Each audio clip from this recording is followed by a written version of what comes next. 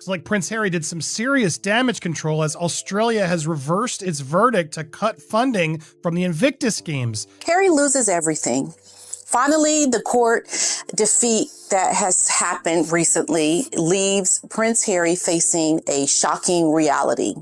I think Meghan understood that the Queen was a very decisive adversary and that Meghan, was not going to be able to run rings around her. People forget just how complicated Prince Harry was, how demanding. He's very needy. You know, everything revolves around him. A growing scandal involving Prince Harry and his last remaining genuine charity project, the Invictus Games, brought together 543 wounded military veterans from 23 countries. The total cost 63.2 million Canadian, or approximately $118,352 per competitor. $118,000 for every veteran involved. A charity budget covered in black bars, so heavily redacted that entire sections are impossible to read. And a London courtroom that looked Prince Harry's legal team straight in the face and delivered a firm answer. No, this wasn't just another difficult week for Harry. This was the kind of week where several major problems seemed to collide all at once, creating headlines from every direction. The timing could hardly have been worse. Legal setbacks, public criticism, growing questions about charity finances, and intense debate across social media all arrived together, turning what might have been a single news story into something much bigger. Let's start with the issue that appears to have hit the hardest. 5 long years. Think about that for a moment. A battle for years only to lose at the very end. Because that is exactly what has just happened to Prince Harry. And this isn't just another court loss. No, this may be the moment Harry finally realizes that the life he left behind is not waiting for him to come back. It is a true eye-opener for him. Because after years of legal challenges, millions spent on lawyers, countless headlines, and repeated warnings about his family's safety, Prince Harry has officially lost his final appeal against the British government over his security protection. The judges have spoken. The decision stands. And now Harry faces a reality he has been trying to avoid for more than 5 years. Because according to the court, he is no longer entitled to the same level of protection he once received as a senior working royal. And the implications of that is enormous. 5 years of legal battles, countless court appearances, endless headlines, and reportedly millions upon millions spent on lawyers and legal proceedings. Year after year, the case continued moving through the courts. Each stage seemed to build toward one final opportunity, one last appeal, one last chance to secure the outcome Harry had been fighting for since stepping away from royal duties. According to reports, Harry entered this final stage believing there was still a path to victory. He appeared convinced that the security arrangement he wanted could still be restored. For years, this had been one of the central issues in his ongoing disputes. The argument wasn't new, but this was the moment everything came down to a final decision. Then came a quiet Friday morning. No dramatic announcement. Now, officials determined that because Harry was no longer a working royal family member, he would not automatically receive the same level of security protection whenever he visited the United Kingdom.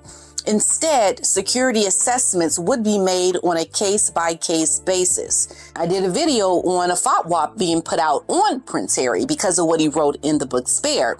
But nonetheless, they insisted that only official police protection could properly safeguard him and Meghan and the children during their visits to Britain. This is what Harry argued. But now here is the emotional argument that Harry made that resonated with many of his supporters. So during his testimony, Harry described Britain as my home.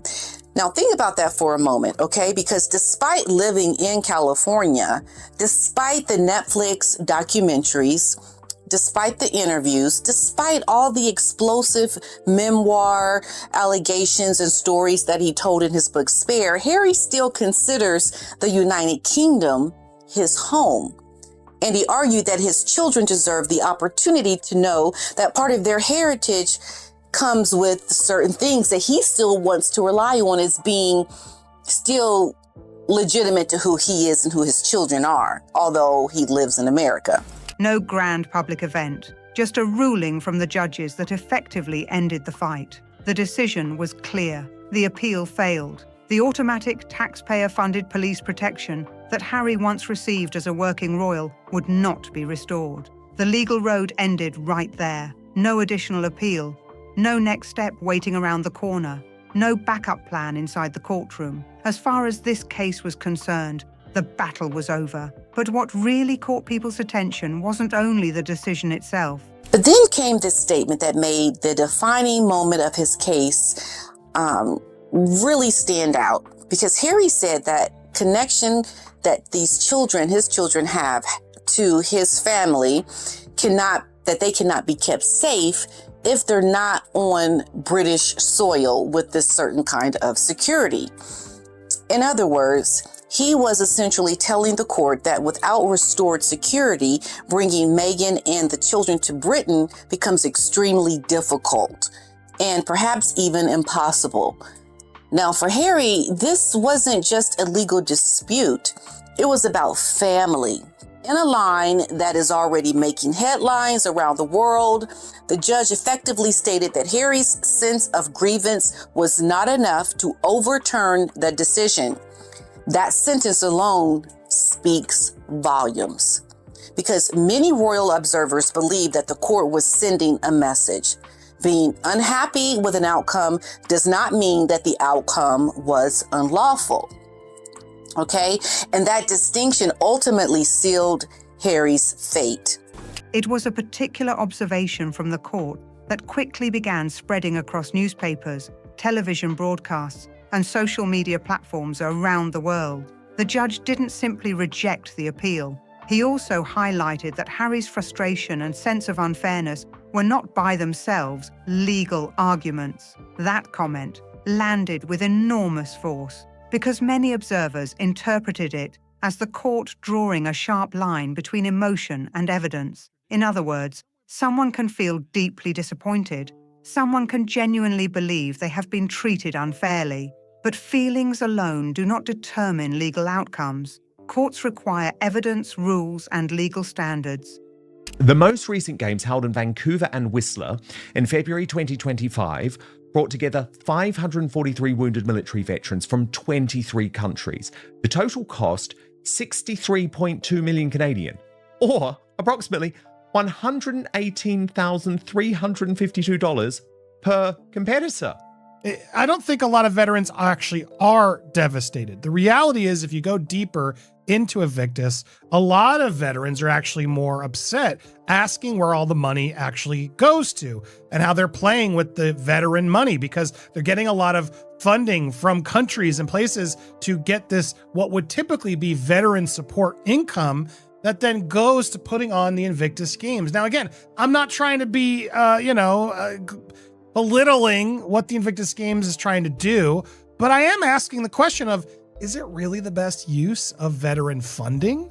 Why can't Harry get his own funding? Why is he relying on all these countries to do it? Public sympathy and personal frustration are not enough to change the result. That single point sparked countless discussions online. Supporters and critics immediately began debating what it meant and whether it reflected broader questions about Harry's long-running disputes with institutions he once belonged to.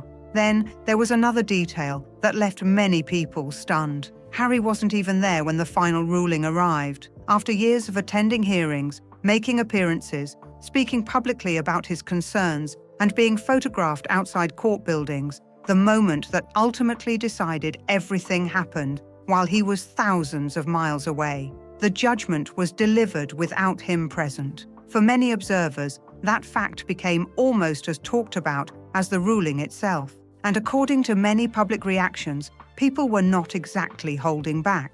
One person summed up their feelings with the blunt statement, "No finally means no." Another comment quickly gained attention online. "You don't quit the job and then act shocked when they come for the company car." Whether people agreed or disagreed with those remarks, they reflected a growing sentiment among critics who believed the outcome was inevitable from the beginning.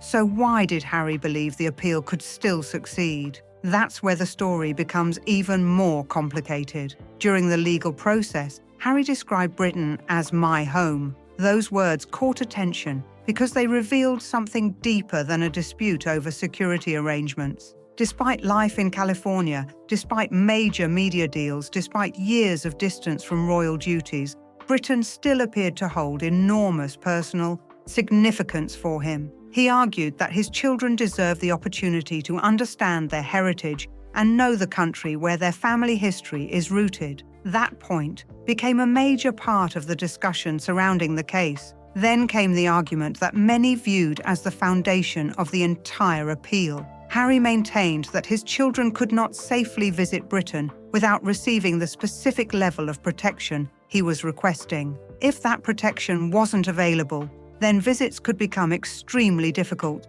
or potentially impossible.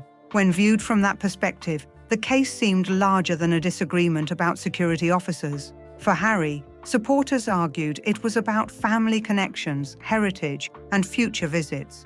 For critics, it was about accepting the consequences that came with stepping away from an official role. The court's decision effectively left that debate unresolved, while making one thing clear: the requested arrangement would not be returning. Yet while news organizations focused intensely on the courtroom drama, another story was quietly gaining momentum behind the scenes. Questions were emerging around several charitable organizations connected to Harry's public work, and one issue in particular centered on veterans. The number that caught attention was staggering. Reports surrounding the 2025 Invictus Games placed costs at approximately $63 million for 543 competitors. Once people started doing the math, the figure worked out to roughly $118,000 per participant. That number immediately triggered a wave of questions. People wanted explanations. They wanted details.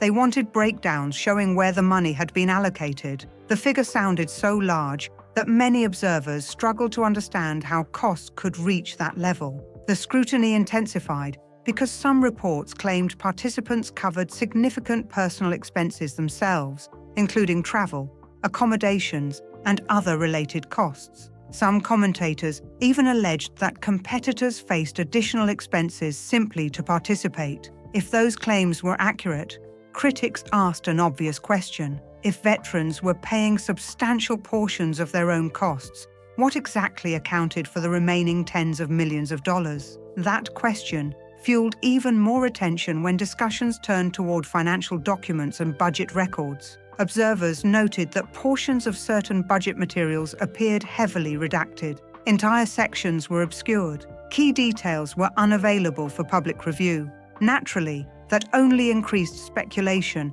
and public curiosity. One commentator asked, "What could a veterans charity possibly need to hide?" Another pointed to reports that nearly $30 million allegedly came from Canadian taxpayers and argued that citizens deserved greater transparency regarding how those funds were used. As the discussion continued, comparisons began appearing that resonated strongly with the public. Many people started comparing the Invictus Games with the American Warrior Games. Both focus on supporting wounded veterans through athletic competition.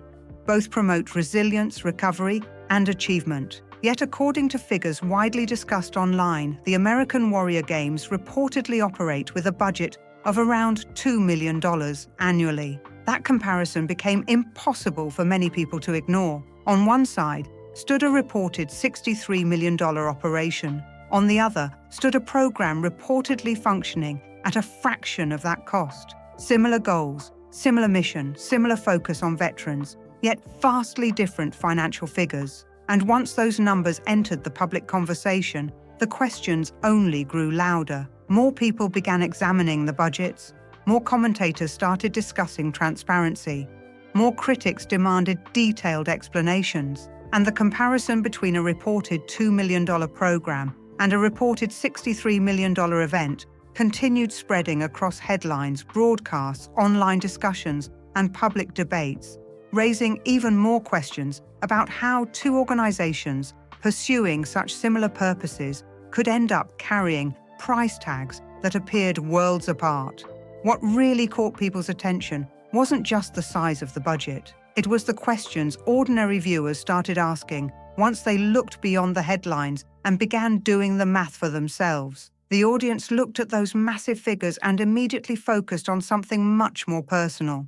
They started wondering what that kind of money could have done if it had been directed straight toward the veterans themselves. Could those funds have helped provide advanced prosthetic limbs? Could they have paid for wheelchair-accessible homes? Could they have purchased specially adapted vehicles that injured veterans could comfortably and independently drive every day? Those aren't small things. Those are life-changing things. For many people following the story, that became the central issue. Instead of seeing tens of millions spent on a large international event, they imagined thousands of veterans receiving direct support that could improve their daily lives for years. Right or wrong, that comparison kept coming up again and again, and it fueled even more debate across social media and comment sections. But this story doesn't stop at budget questions. In fact, this is where many observers believe it starts becoming genuinely confusing. Because one government had already appeared ready to move on from the project altogether. Australia cut its funding, finished, gone. No more government support. At least that's how it looked at the time. The decision appeared final, and many people assumed the conversation was over. Yet what happened next left critics and commentators scratching their heads. Suddenly, the funding was back. Not for a few months. Not as a temporary extension. Reports indicated that support was restored for another 3 years. Just like that, the money was flowing again, and people immediately wanted answers. The official explanation pointed to feedback from veterans and concerns raised within the community. But that explanation didn't satisfy everyone. In fact, it created even more questions. One widely shared comment summed up the skepticism perfectly. There are tens of thousands of veterans across Australia. Did a few dozen voices really convince an entire government to reverse course? Whether that's a fair criticism or not, it reflects the mood that many observers have adopted. The reversal seemed abrupt. The explanation felt incomplete to some people. And because there weren't many detailed public answers, speculation rushed in to fill the gap. Another commenter didn't hold back, saying, "Australia now looks foolish." Again, that's an opinion, not a proven fact, but it shows how frustrated portions of the audience have become.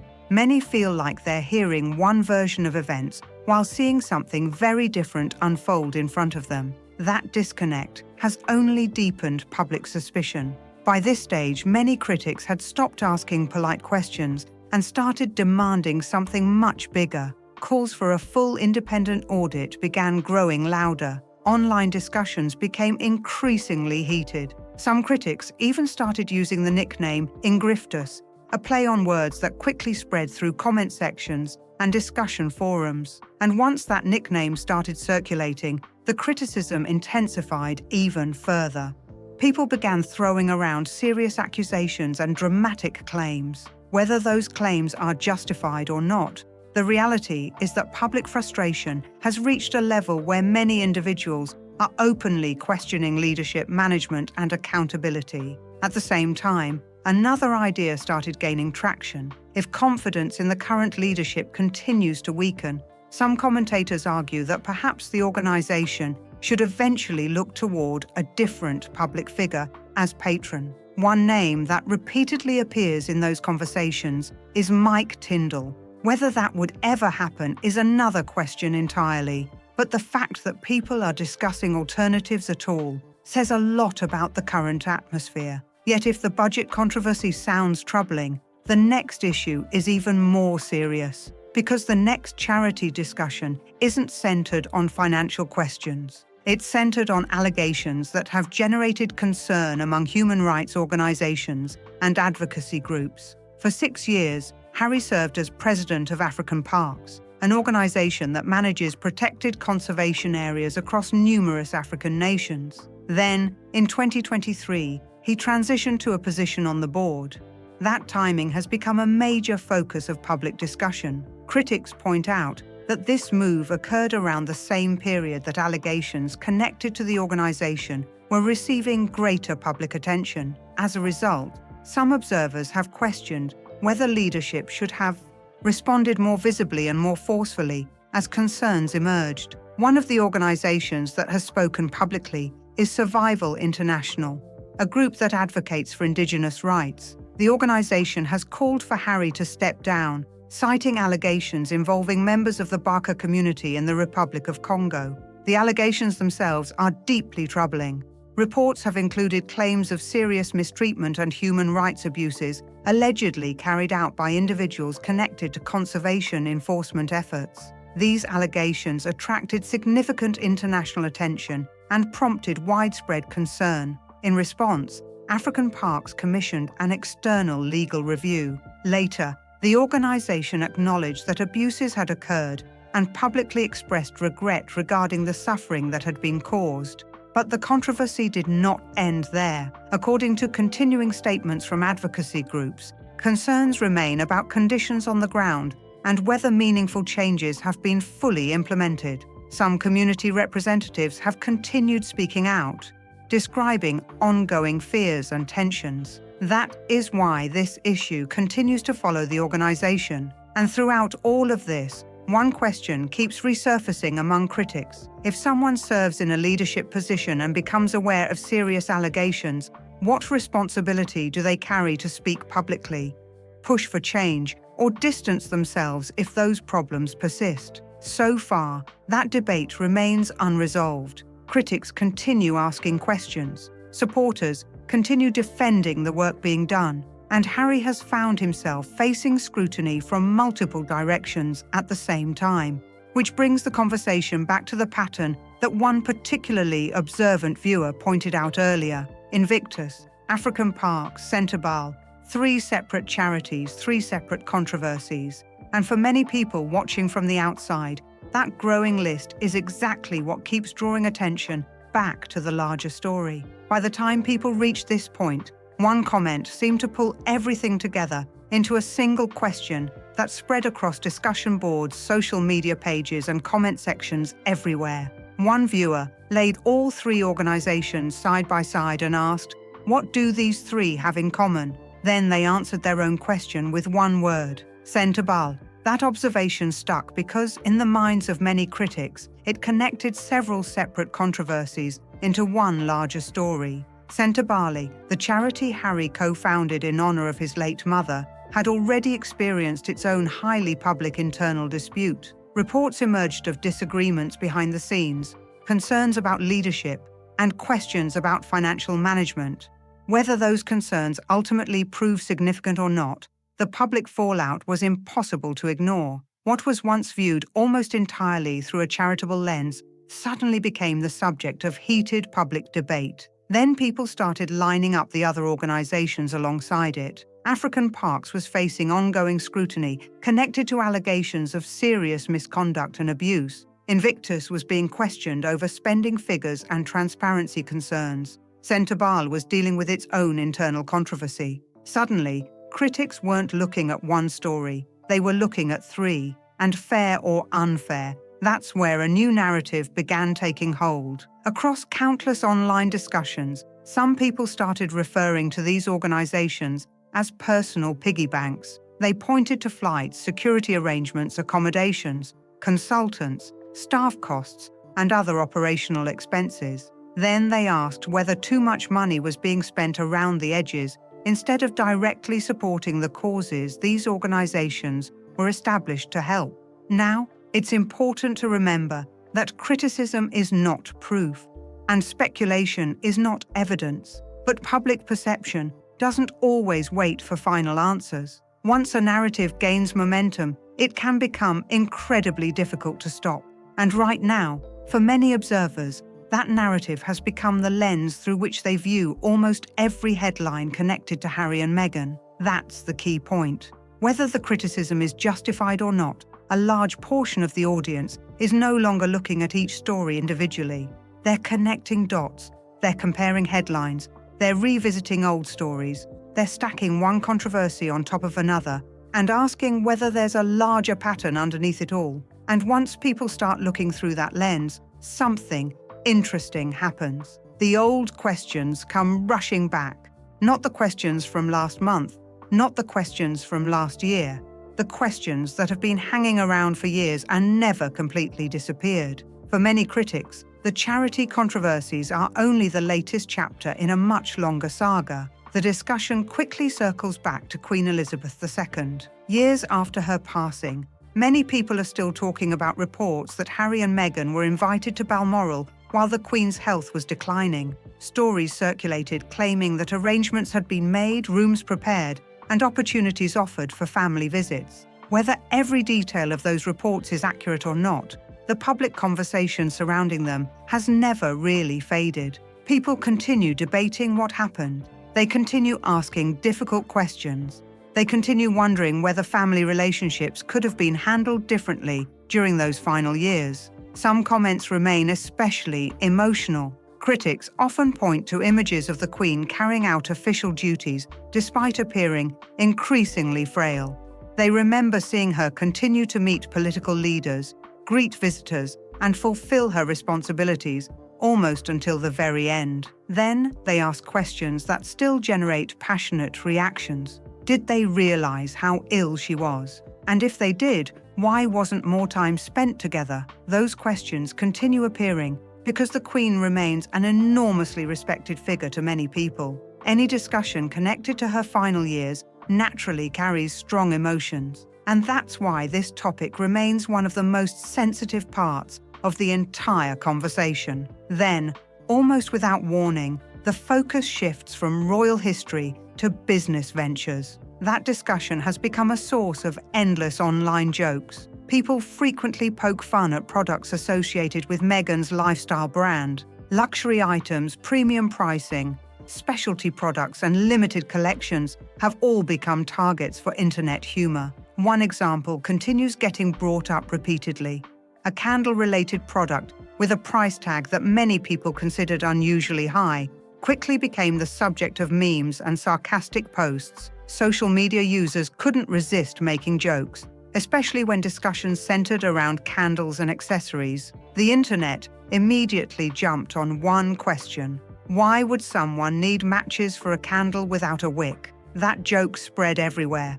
People shared screenshots, created memes, and posted humorous reactions. For many observers, it became one of those internet moments that simply refuses to disappear. But underneath the laughter sits a more serious criticism. Some observers argue that luxury branding only works when customers clearly understand what makes a product worth its premium price. Critics claim that many offerings seem disconnected from everyday consumers. Supporters argue the exact opposite, saying luxury products aren't designed to appeal to everyone and never have been. Either way, the debate continues generating attention. Then comes the subject that perhaps sparks more speculation than almost any other. Questions surrounding Archie's birth continue to circulate in certain online communities years after the original announcements.